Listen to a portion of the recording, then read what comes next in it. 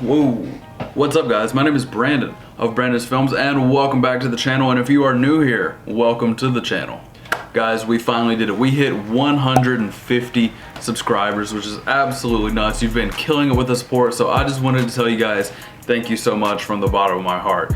You also been killing it with the support in my last 2 camera review videos, so I just want to say thank you for that as well. The S1500 review that we did last week is almost at 150 views, and the CX405 video, the camcorder, is almost at 300, which is absolutely nuts. Now I know that's not necessarily a whole lot of views, but it just feels more rewarding on a platform like YouTube. Now with that being said, if you watched last week's video, you would know that I mentioned in the beginning that I would be moving to a new apartment in the next week, and now this is next week. So here we are, new place. I love the setup so far. It's a little bit more cramped than last places, so I only have one light here in the works, but we're making it work regardless.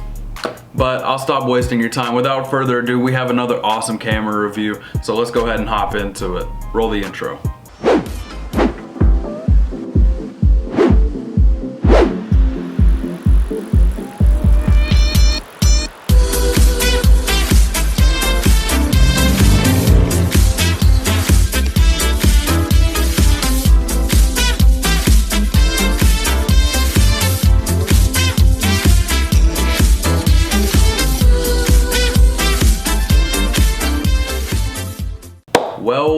Well, ladies and gentlemen, we have done it. Again, we have gone to Facebook Marketplace and bought yet another camera that is supposed to fill the void of not having an EOS R yet. Now, originally, this video wasn't necessarily supposed to be as expensive as it was because I was originally going to buy a Canon Powershot SX710 HS for $50, and it was a pretty good deal, but the lady would not message me back. And after doing a little bit of research and looking around Facebook Marketplace, I found the SX740 HS, and well, boy oh boy, here we are. So after doing a little bit of Google research, and I mean a little bit of Google research, I decided to go with the 740 and ended up shelling out a whopping $170 on the camera. A little bit pricier than I usually go for, but I thought that this was going to be a wild exception because Google had really gotten my hopes up, and unfortunately, we're gonna have to talk about it. You see, whenever you Google search the SX710 versus the SX740, if you go to the specs, Google has this little thing where it decided to tell me that this camera shoots RAW. It also can go up to ISO of 25,600, and that it also has a touchscreen. And well, unfortunately, none of those are correct at all, actually. Not gonna lie to you, receiving this camera and not getting the specs I intended was kind of like coming home after a long day at work, working overtime, and then ordering a pizza, and then the pizza shows up an hour late, and then the pizza is missing 4 slices and burnt.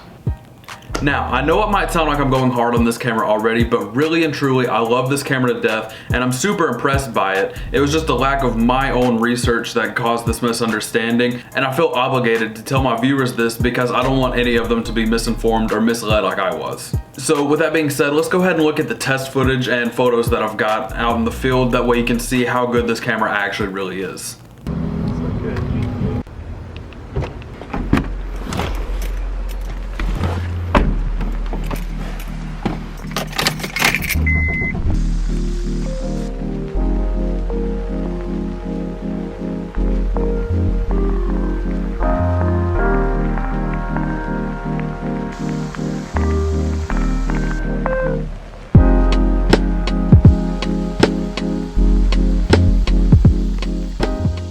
My friend Drew and I have come out to this place called Craighead Forest Park in Arkansas. It's really nice out here, and there's a lot of greenery and cool stuff we can take photos of and whatnot. So we're gonna be testing photo, video, and of course the vlogging feature of it. So why don't we just run down the actual specs of this camera real quick.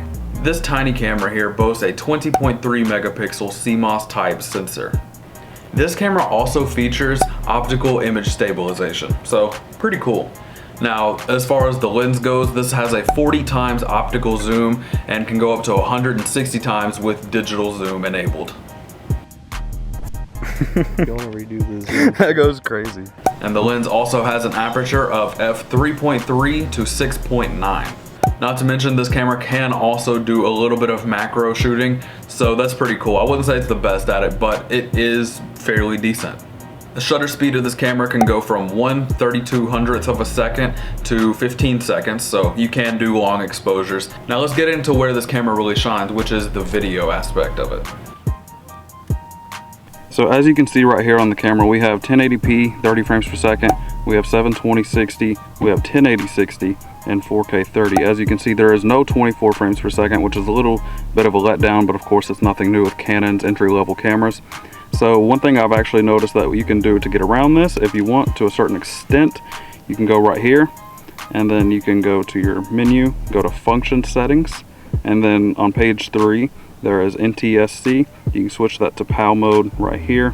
You can go back to your settings and shooting, and then you actually have 25 frames per second and 50 frames per second, which I wouldn't recommend using 50 for most projects or anything at all actually, but 25 frames per second isn't exactly 24, but I mean it's one more, so you might get the look down. There is no built-in microphone jack on this camera. However, I will go ahead and tell you now, the camera built into this thing is absolutely nuts, and it sounds like really, really good. The camera also has a built-in flash, which is pretty interesting. I really like the design of this because you can just push it back down into the camera when you're not using it, and it just looks so much more like sleek and nice. But if you need it for whatever reason, you can pop it out with a little switch here on the side. Now also, it should be noted there is no hot shoe mount on this whatsoever, so no external flashes or microphones or anything of that nature. You're pretty much getting exactly what I'm holding here in my hand. So now that we've gone over the specs of the camera and taken a look at some of the footage, I've saved the best for last, and it is now time for the photography test. As I walked around the park, I had Drew actually record me taking photos of different things, and so now I'm going to show you those things. And like last video, these photos are going to be completely unedited, untouched. They came straight out of the camera, so you're going to see exactly how the photo would turn out if you took them yourself.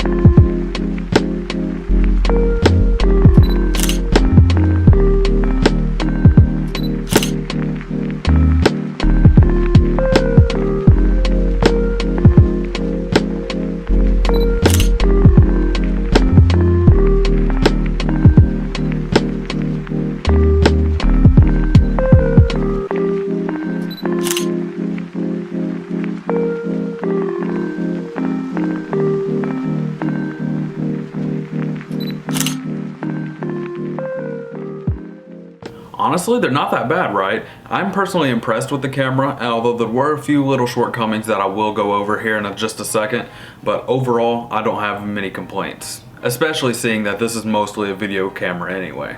I will probably be editing these photos and uploading them as a separate video in the near future and kind of show off the process of doing so, but as of right now, they're just going to remain raw. But if you do want to see them, be sure to go follow my Instagram because I will be posting them there, which is @brandonsfilms. So yeah, for what it's worth.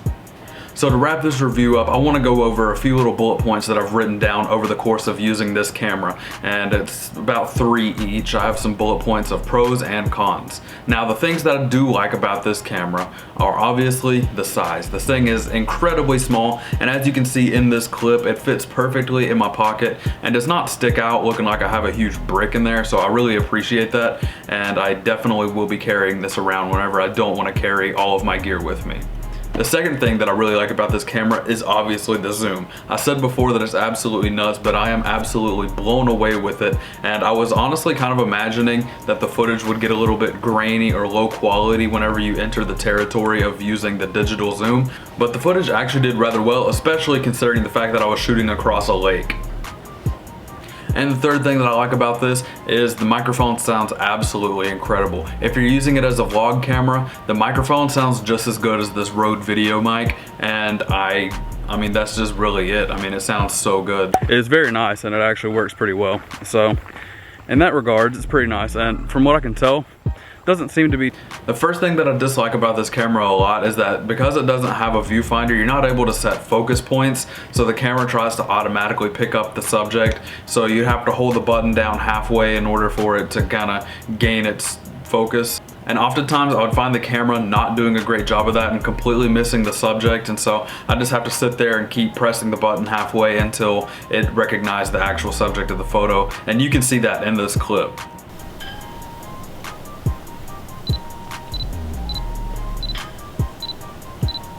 So that was a little bit annoying to work around, but if you sit there and have the patience to get your shot, it's not that big of a deal. But if you're in the situation to where you're trying to get something that's moving, or you know, a shot that you can't really recreate, then it could mess up your photo. And for that reason, I think if you're mainly looking at this camera for photography, I would suggest going to an entry-level DSLR, or perhaps something like the Finepix S1500 that I reviewed last week. The second thing that I dislike about this camera is that it doesn't have a touchscreen. Now I know I'm probably just upset because I thought it did have one, but then it actually didn't. But I think that would be such a useful thing on this camera because the buttons are a little small and kind of close together, and it's been a hard time for me like learning how to navigate the camera in general. So just having the option of using your finger on the screen would be so much easier, especially considering that the back of the camera is mostly taken up by the screen anyway. And on top of that, the camera was made in 2018, so they definitely could have done it, they just didn't. And I imagine that's probably because they wanted to keep the cost low, but at the same time, I mean, I think that would be a worthy feature.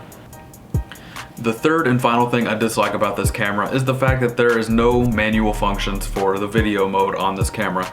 So if you're going to record video, you cannot manually change the settings and adjust for exposure or anything like that. It's going to be completely automated, which if you're on the go and just vlogging for the fun of it and not too concerned with that, that's not a big deal, and it will do a pretty good job of keeping your image properly exposed. But if you're a little bit of a stickler like me with trying to be a perfectionist when it comes to the lighting in your shot, then I would say that this might not be the camera for you. So with all that being said, overall, I have to say that I do still appreciate this camera, and I definitely still have a place for it in my camera bag. So with that being said, I'm going to be using it, and that's about it. I hope you guys enjoyed this video. If you did, be sure to smash that like button, and if you have any comments, questions, or concerns, be sure to leave them down in the comment box below, and I will be more than happy to get back to you with anything or any information you need. And yeah, so I'll see you guys in the future in the next video, and until then, have a great day or night.